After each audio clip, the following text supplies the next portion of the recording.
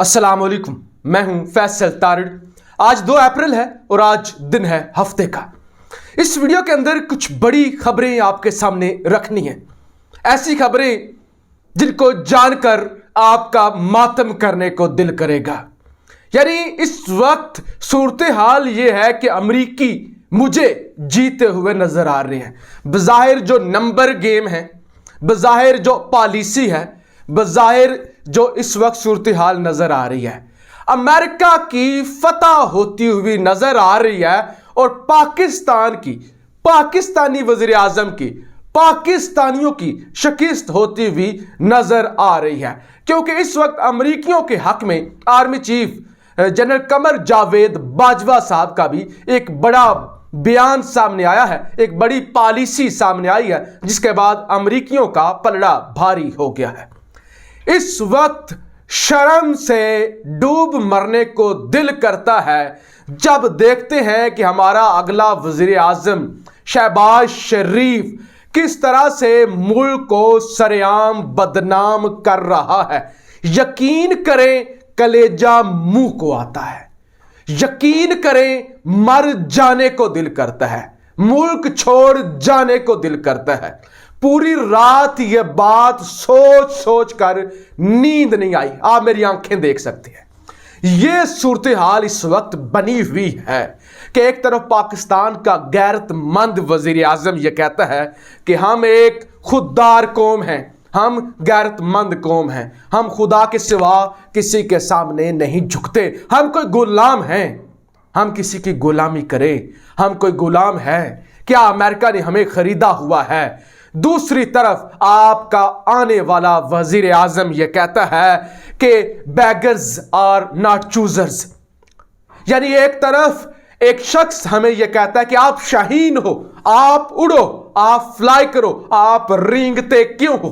दूसरी तरफ शहबाज शरीफ हमें रेंगने पर मजबूर कर रहा है, हमें गुलाम कह रहा है, हमें बेकारी कह रहा है, हमें फकीर कह रहा है, हमें मंगता कह रहा है, हमारी खुददारी पर हमला कर रहा है, हमारी गैरत पर हमला कर रहा है, हमें अमरीकी गुलाम बना रहा है और कहता है हां हम हैं गुलाम, बेगर्स आर नॉट चूजर्स। यह बात मुझसे बर्दाश्त नहीं होती, पता नहीं आप कैसे बर्दाश्त करके बैठे हुए हैं। कहता है बेगर्स आर नॉट चूजर्स, कि बेगर्स फकीर बेकारी खैरातिये कभी चूजर्स नहीं होते। हां हम हैं गुलाम, हम गुलाम हैं। यानी कितना बड़ा शहबाज शरीफ ने जो है वो हमारी खुददारी पर हमला किया है। हम ज़कात देने वाले, अभी कुछ देर पहले मैं लाइव था, मखदूम शहाब, साजिद गोंदल साहब, हम एक लाइव सेशन कर रहे थे, उसके अंदर मैंने बताया पाकिस्तानी, हम पाकिस्तानी वो हैं जो दुनिया में सबसे ज़्यादा ज़कात देते हैं। तो लिहाजा एक ही वक्त में हम दुनिया में सबसे ज़्यादा ज़कात भी देते हैं, एक ही वक्त में हम बेकारी भी हो गए। तो मैंने ये बताया कि हम बेकारी नहीं हैं, बेकारी ये लोग हैं, हम ज़कात देने वाले हैं, ये हैं बेकारी। इन लोगों की वजह से हमें बेकारी कहा जाता है। और मकसूद चपड़ासी की तरह अगर हमारे अकाउंट में भी 5-5 अरब होते तो हमें कोई बेकारी ना कहता। इन्होंने अपने नौकरों के अकाउंट में अरबों रुपए रखे और आज हमें यह कह रही है कि आप बेकारी हैं, आपको अमेरिका के सामने झुकना होगा, आपको अमेरिका के सामने शिकस्त तस्लीम करनी होगी, आप आज़ाद नहीं हैं, आप खुद मुख्तार नहीं हैं। तो आप तमाम पाकिस्तानी फैसला खुद कर लें कि आपने किस शख्स के साथ जाना है। एक शख्स कहते हैं आप खुददार हो, खुदा के अलावा किसी के सामने ना झुको, उड़ो तुम शाहीन हो, उठो उठो तुम शाहीन हो। एक शख्स हमें रेंगने पर मजबूर कर रहा है। कल एक लाइव सेशन के अंदर मैंने एक कैंपेन का आगाज किया था, आज दोबारा आपके सामने रखना चाहता हूं और अपनी हर वीडियो में इस कैंपेन का आगाज करूंगा और ऐलान भी करूंगा। आप सब पाकिस्तानियों ने एक फैसला करना है और हम एक कैंपेन चलाने जा रहे हैं। कैंपेन जनाब ये है, देखिए हम इन गद्दारों को कुछ नहीं कह सकते, ये बड़े लोग हैं, हम वर्कर, हम आम लोग हैं, हम आम पाकिस्तानी हैं, लिहाजा हम आम पाकिस्तानी हैं, हम इनका कुछ नहीं बिगाड़ सकते। लेकिन ये गद्दार एंकर, ये गद्दार, ये बदमाशिया के एंकर, सहाफ़ी, सोशल मीडिया एक्टिविस्ट और ये मुनहरफ और ये सारे अमरीकी गुलाम, हम इनका सोशल बाइकाट ज़रूर कर सकते हैं। इनका यूट्यूब चैनल है तो उसको अनसब्सक्राइब करें, इनका ट्विटर अकाउंट है तो उसको अनफॉलो करें, इनका फेसबुक पेज है तो उसको डिसलाइक करें, इनको रिपोर्ट करें, इनका सोशल बाइकट करें, इनको बता दें कि अवाम भी कोई ताकत है, इनको बता दें कि किस तरह ये अमरीकियों के सामने हमारे ज़मीर का सौदा कराते हैं, इनको बता दें कि हम खुददार हैं, इनको बता दें कि हम मुहिब्बे वतन हैं, हम तुम्हें नहीं देखना चाहते, हम तुम्हें नहीं पसंद करते, हमारी भी ताकत है, जमहूर की भी कोई इज्जत होती है, कोई ताकत होती है, हम अवाम हैं, हम हैं तो मुल्क है, हम हैं तो कौम है, लिहाजा हम खड़े हैं, हम खड़े रहेंगे और हम तुम्हारा बाइकट करते हैं। और आप लोगों ने मुझे कमेंट बॉक्स में बताना है कि आपने किस किस को ब्लॉक किया, किस किस को करने जा रहे हैं, किस किस के को रगड़ा लगाने जा रहे हैं। अब जंग जनाब खतरनाक हो चुकी है। आर्मी चीफ बामुकाबला कप्तान, कैप्शन आपने पढ़ ली। खान साहब ने कहा कि देखिए हम किसी जंग के अंदर नहीं पड़ना चाहते और हम जो हैं हम इस सारे मामले के अंदर सालिस का किरदार अदा करना चाहते हैं। हम नहीं चाहते कि हम किसी की जाके जो जंगों का हिस्सा बने। लेकिन आर्मी चीफ कमर बाजवा साहब ने आज एक बड़ी स्टेटमेंट दी है। वो कहते हैं कि रशिया जो यूक्रेन में कर रहा है उसकी हम मजम्मत करते हैं। रशियन एग्रेशन की आर्मी चीफ कमर बाजवा साहब ने मजम्मत की है। रियासत पाकिस्तान यानी हुकूमत पाकिस्तान, दफ्तर खारजा, वजीर खारजा, वजीर आजम ने मजम्मत नहीं की, लेकिन आर्मी चीफ साहब ने मजम्मत कर दिया। और अमेरिका को मैं समझता हूँ बज़ाहिर तो ये अमेरिका के हक में ये बयान जाता है। अब बाजवा साहब ने ये बयान दिया तो वो अच्छा जानते हैं, वह मुल्क के आर्मी के चीफ हैं और वो मुझे हक भी हासिल नहीं है, मेरा इतना तजर्बा भी नहीं है कि मैं कहूँ कि बाजवा साहब ने गलत किया है। लेकिन एक टकराव ज़रूर है कि आपके वज़ीर आज़म ने, आपके वज़ीर ख़ारजा ने, आपके दफ्तर ख़ारजा ने ऐसी कोई मजम्मत नहीं की। बाजवा साहब ने कहा कि हमारी जो तजारत है ज़्यादा वो अमेरिका के साथ है, अमेरिका के साथ हमारे मुफाद हैं, लिहाजा हम इसलिए भी इसकी मजम्मत करते हैं। तो लिहाजा इस वक्त एक वाज़िया टकराव नज़र आ रहा है। मैं उसकी मिसाल दे देता हूँ। कल अरशद शरीफ को एक इंटरव्यू दिया, उसके अंदर भी वज़ीर आज़म ने एस्टैब्लिशमेंट का जिक्र किया कि एस्टैब्लिशमेंट ने मुझसे इस्तीफ़ा मांगा। मुझे कहा गया कि तुम्हारे पास 3 ऑप्शन है और उसमें एक ऑप्शन इस्तीफा भी था। तो इसका मतलब यह है कि एस्टैब्लिशमेंट जो ये प्रूव कर रही थी कि वो न्यूट्रल है, उसको इस सारे मामले से कोई लेना देना नहीं है। तो इतनी भी एस्टैब्लिशमेंट हमें इस सारे मामले के अंदर न्यूट्रल नजर नहीं आ रही। कल वसीम बादामी ने भी अपने शो के अंदर कहा कि मुझे आला अस्करी ज़राए ने कहा कि ये हुआ है, हमें वज़ीर आज़म हाउस ने अप्रोच किया है।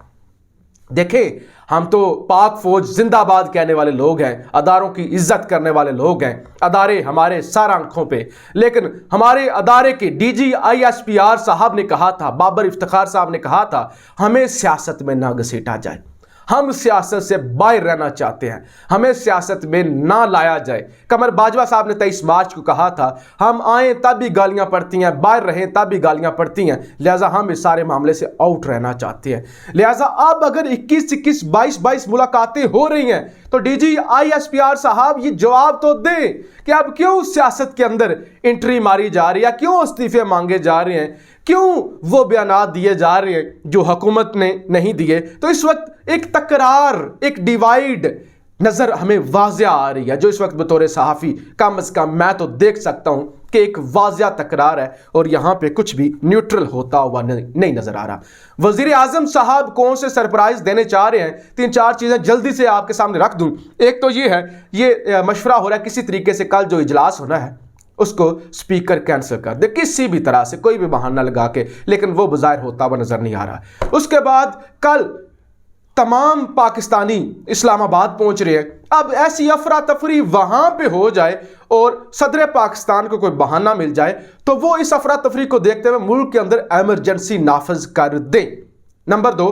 नंबर 3, सुप्रीम कोर्ट से रुजू कर लिया गया क्योंकि ये गद्दारी हुई है, क्योंकि बैरूनी फंडिंग के जरिए हुकूमत गिराई जा रही है, तो तहरीक अदम एतमाद को कलअदम किया जाए। नंबर 4, शहबाज शरीफ, हमजा शहबाज, आसफ जरदारी और इन तमाम की गिरफ्तारी के हवाले से भी खबरें आ रही हैं कि इनको गिरफ्तार किया जाए। और इसके अलावा वजीर कानून क्योंकि फवाद चौधरी साहब बन चुके हैं तो शेख रशीद कहते हैं कि अगर ये मुझे नोटिफिकेशन देते हैं, मुझे हुक्म देते हैं, वजीर कानून समरी देते हैं, तो मैं इन तमाम जमातों को जो गद्दारी के अंदर, बैरूनी फंडिंग के अंदर मुलव्वस है, मैं इनको कल अदम करार दे सकता हूं। साथ ही साथ वजीर दाखिला ने यह भी कहा कि आज मेरी बतौर वज़ीर दाखिला आखिरी रात होगी। तो इसका मतलब यह है कि वज़ीर दाखिला साहब को, शेख रशीद साहब को, खान साहब वाज़ह तौर पर जाते हुए भी नजर आ रहे हैं। उनको लग रहा है कि अगला वज़ीर आज़म आ जाएगा, लेकिन अगले वज़ीर आज़म को रोकने के लिए, क्योंकि सदर डॉक्टर आरिफ अलवी होंगे, तो वो एतमाद का वोट लेने में देर लगा सकते हैं कि शहबाज शरीफ को एतमाद का वोट ना लेने दें, क्योंकि उनके पास इख्तियार होता है। और साथ ही तहरीक इंसाफ के जितने MNAs हैं, जितने MPs हैं, वो इस्तीफे दे सकते हैं और मुल्क दोबारा इलेक्शन की तरफ जा सकता है, जो इस वक्त खान साहब की फेवर में जाता है। पंजाब के अंदर वज़ीर आला का कल इंतखाब होना है, तो परवेज़ इलाही की अक्सरियत इस वक्त बढ़ती हुई नज़र आ रही है। हालांकि जहांगीर तरीन ने आज दोस्ती ख़त्म कर दी है खान साहब से और उन्होंने हमजा शहबाज के साथ जाने का फैसला किया है, लेकिन उसके बावजूद परवेज़ इलाही क्योंकि शातिर आदमी हैं, चालाक आदमी हैं, समझदार हैं, गठजोड़ जानते हैं करना, तो वो भी इस वक्त वज़ीर आला बनते हुए नजर आ रहे हैं और हमजा शहबाज को सरप्राइज देते हुए नजर आ रहे हैं। उसके साथ साथ बड़ी जल्दी के साथ खान साहब पे जी कल रात कातलाना हमला करने की कोशिश की गई है। एक खबर आई है कल रात 12 बजे के बाद थाना बनी गाला की हदूद से एक शख्स को गिरफ्तार किया गया है, एक टारगेट किलर को गिरफ्तार किया गया है। जो मुबैना तौर पर बयान सामने आ रहे हैं उसमें यह बताया गया है कि वो किसी बड़ी शख्सियत को ठोकने के लिए आया था, उसको टास्क दिया गया था किसी बड़ी शख्सियत को ठिकाने लगाने का, और बनी गाला के अंदर बड़ी शख्सियत वज़ीर आज़म इमरान खान साहब ही रहते हैं, तो उसको भी उस टारगेट किलर को भी गिरफ्तार कर लिया गया है। अब वीडियो बहुत लंबी हो रही है, बेशुमार खबरें हैं, लेकिन इस वक्त वाज़िया एस्टैब्लिशमेंट और वज़ीर आज़म साहब के दरमियान तकरार होता हुआ नजर आ रहा है। वज़ीर आज़म उसका जिक्र करें या ना करें, अमरीकी जीते हुए नजर आ रहे हैं और इस वक्त अमरीकियों की तादाद मुल्क के अंदर बढ़ती जा रही है। लेकिन कौम और आपकी ताकत भी कोई ताकत है, आप भी एग्जिस्ट करते हैं। आपने इन तमाम गद्दारों का, इन हमद मीरों का, इन साफियों का ब्लैक वाइट करना है, ब्लैकआउट इनको करना है, इनका आपने बाइकाट करना है। पाकिस्तान जिंदाबाद।